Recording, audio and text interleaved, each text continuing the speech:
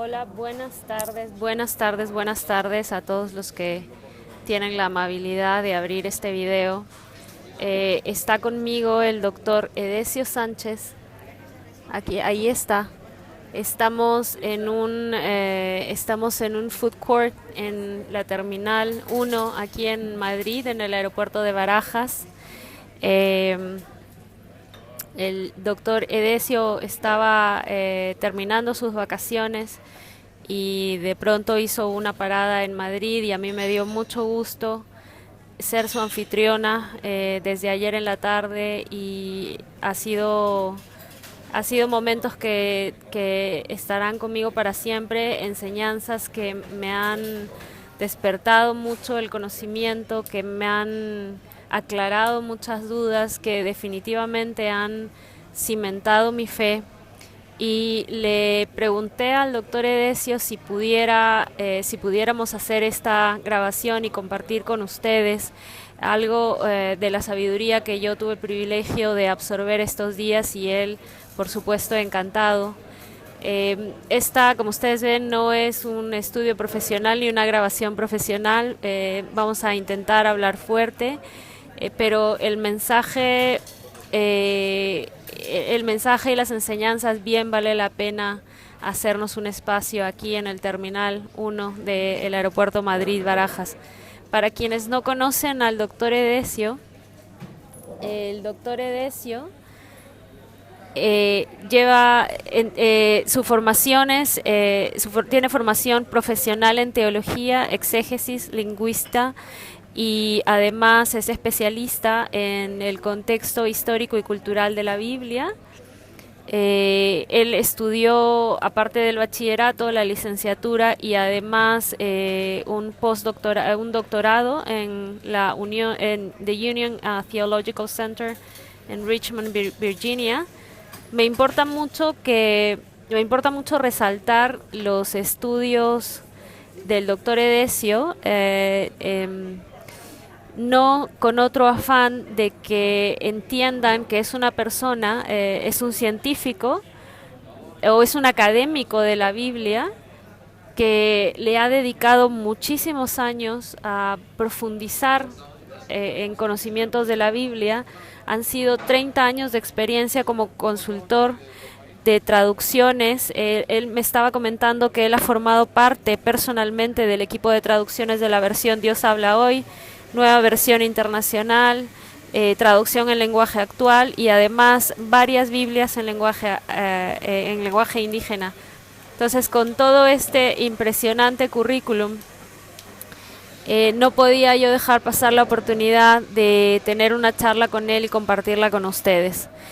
La dinámica de este video va a ser, vamos a intentar hacer preguntas-respuestas. Yo voy a hacer preguntas y le voy a poner situaciones de la vida diaria, de la vida actual, y él nos va a comentar lo que dice la Biblia o nos va a poner en contexto bíblico enseñanzas o respuestas que buscaríamos a preguntas pues de la vida diaria, a preguntas que nos hacemos normalmente o reflexiones que son importantes. Reflexiones que son importantes ponerlas en el contexto bíblico para, para que podamos vivir la vida cristiana en plenitud. Sin más, me he tomado 4 minutos en introducción y la idea no es que yo haga la introducción, sino que aprovechemos al doctor Edesio. Sin más, voy a hacerle la primera pregunta, doctor Edesio, y le voy a pasar además el micrófono, pero antes la pregunta. La primera pregunta, doctor Edesio: ¿se puede creer en Cristo y no en una iglesia, o no ser parte de una iglesia en particular?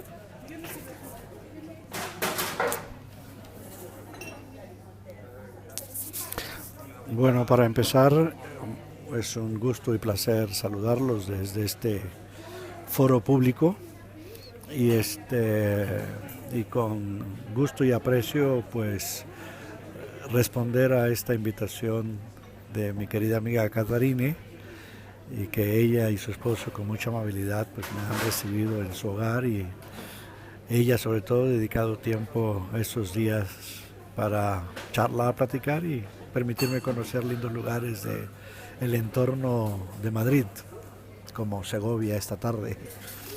En cuanto a la primera pregunta, me parece importante porque una de las cosas que están sucediendo en esta era que nos toca vivir, que se ha denominado de manera general la posmodernidad, hay un enorme grupo de cristianos, especialmente de las generaciones más jóvenes, que están como insatisfechas, algunos frustrados, otros hasta abiertamente enojados con la iglesia institucional.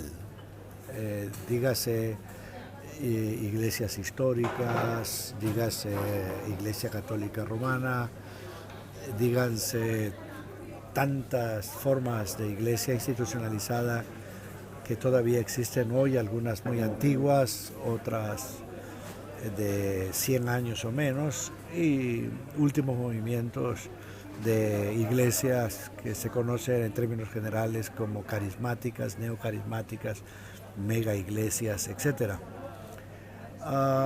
Obviamente la Biblia no habla de esta realidad.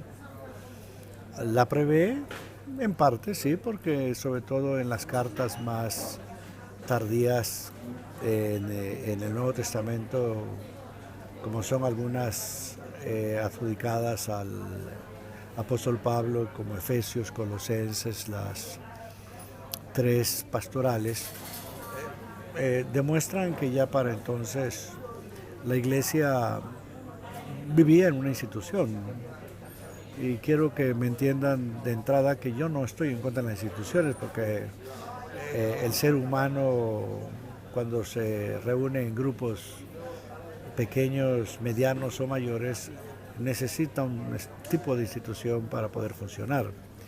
Y creo que el mensaje del bíblico, tanto Antiguo como Nuevo Testamento, lo confirman. Ahí está el pueblo de Dios liberado como un grupo de esclavos de Egipto, que después llega a formar un gran pueblo con diferentes estilos de gobierno, finalmente el monárquico y después en forma de religión como la religión judía.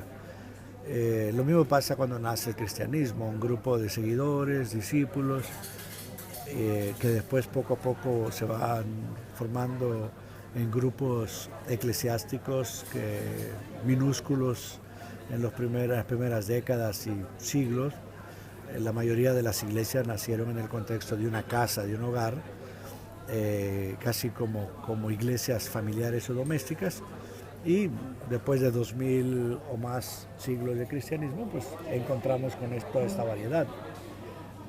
La pregunta entonces, que es muy válida para el día de hoy, nos hace hablar no tanto de esta institución que se llama iglesia, con mayúscula por lo general, sino de aquello que vislumbró Jesús en sus enseñanzas y que aparecen especialmente en los evangelios y en parte en el libro de Hechos.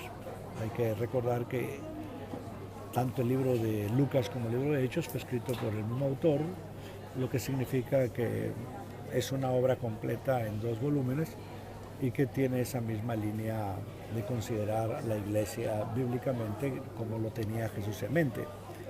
El punto de partida de referencia es la misma realidad de la divinidad. En la Biblia la divinidad no es una entidad autónoma sola, sino el Dios de la Biblia es un Dios comunitario, al que los cristianos llamamos el Dios Trino y Uno, que en la revelación bíblica se manifiesta como Dios Padre, Dios Hijo y Dios Espíritu Santo. Esa comunidad divina se refleja también en la creación del ser humano. La creación del ser humano a imagen de Dios no se reduce al individuo.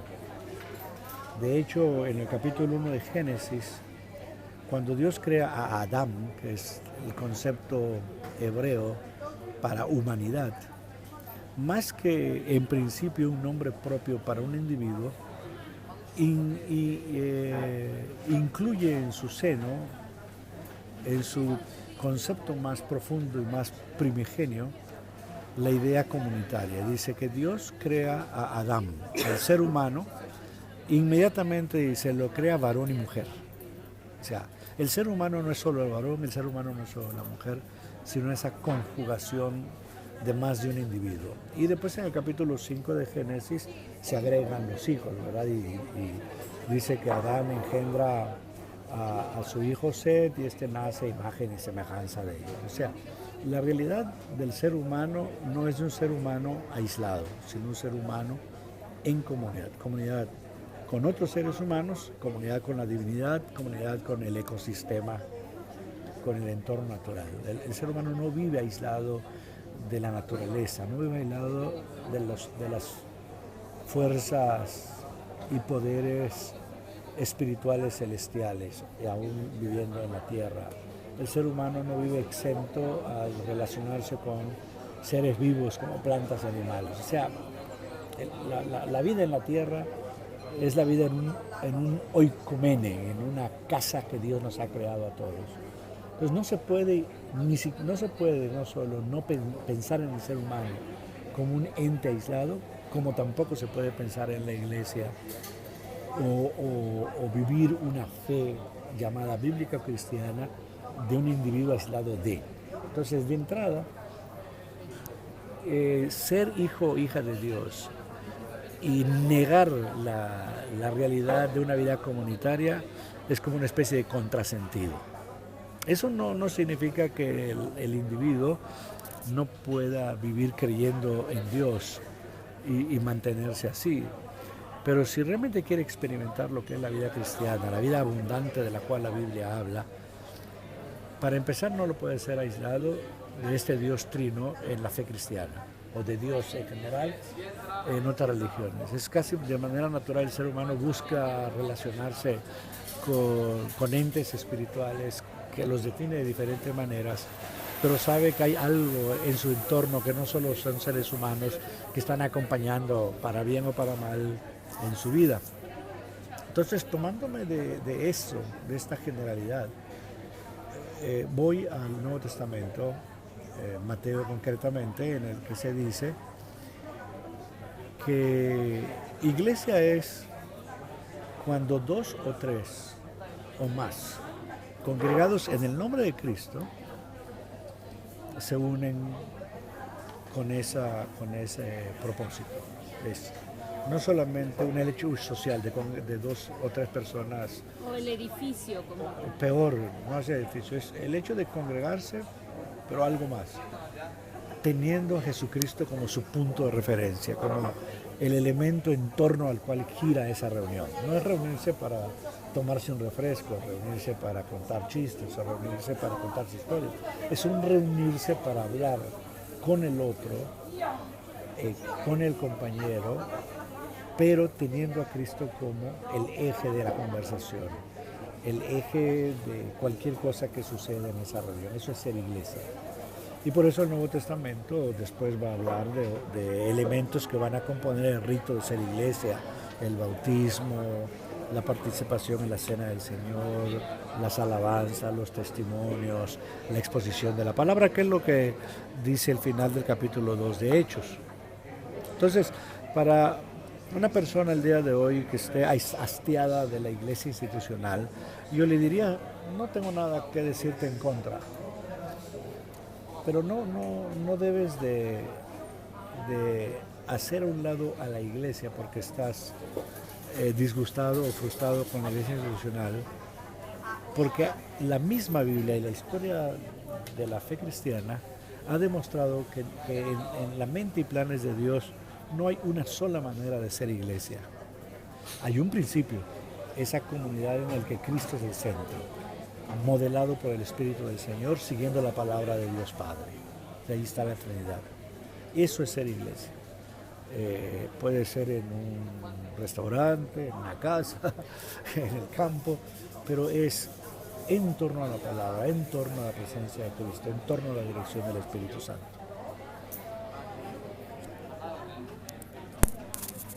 Doctor, entonces, si he entendido bien su explicación, no hay una vida abundante fuera de la iglesia.